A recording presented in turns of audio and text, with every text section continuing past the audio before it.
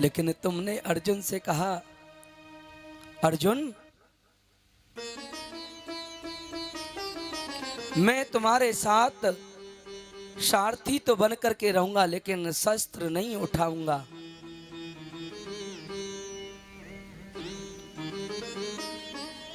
तब मैंने भी एक प्रतिज्ञा की थी कन्हैया,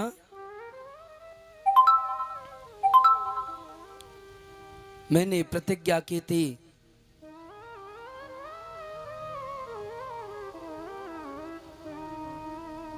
आज जो हरि हूं को शस्त्र ना गहाऊं, तो लाजूं गंगा जननी को मैं शांतनु सुत ना कहाऊं। तब मैंने भी एक प्रतिज्ञा कर ली थी कि अगर मैंने कन्हैया से शस्त्र न उठवा लिए तो मैं माँ गंगा का पुत्र नहीं, शांतनु का पुत्र नहीं कहाऊंगा। महाभारत के युद्ध में जब मुझे सेनापति बनना पड़ा तो गोविंद मैंने अर्जुन के ऊपर बाणों की बौछार कर दी। ये बेचारा अर्जुन मुझे क्या मारेगा गोविंद, मुझे इंद्र भी नहीं मार सकता, ये बेचारा अर्जुन मुझे क्या मारे। लेकिन जिस समय मैंने अर्जुन के ऊपर बाणों की बौछार की,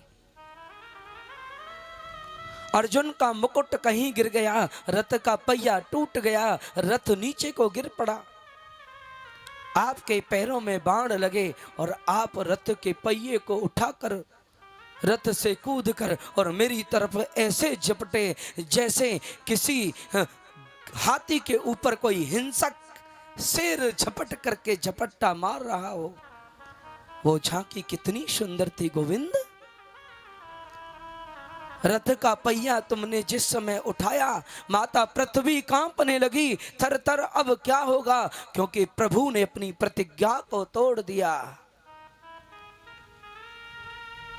तब तुमने अपना पटुका पृथ्वी पर गिरा करके माता पृथ्वी से कहा, देवी घबराओ नहीं, मैंने तो अपने भक्त का वचन रखने के लिए अपने वचन को तोड़ा है।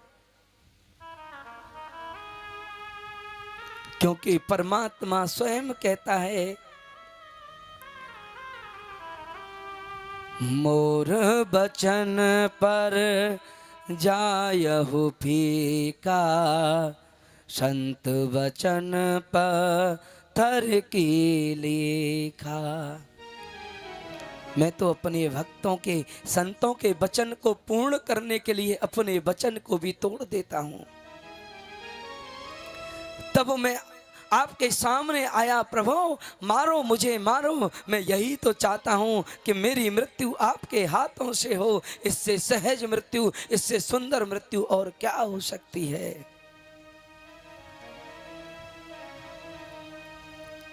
गोविंद मैं आपकी शरण में आया तो आपने उस रथ के पहिए को दूर पटक दिया।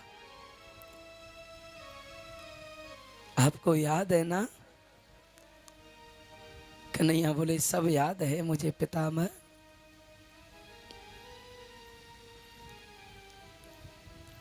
आज पितामह ने सबको सुंदर उपदेश दिए और गोविंद को टकटकी लगा करके देखने लगे। आज कहने लगे, कन्हैया ने कहा, पितामह अगर आप चाहो तो और भी जी सकते हो, क्योंकि तुम्हें इच्छा मृत्यु का वरदान लगा है। मुझे अब कुछ नहीं चाहिए।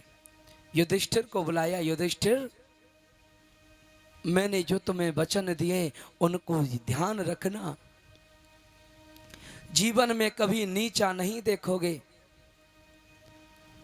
तन पवित्र सेवा किए,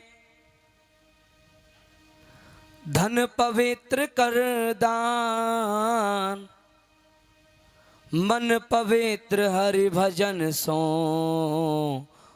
तो त्रिविध कल्याण। घर में हमारा धन है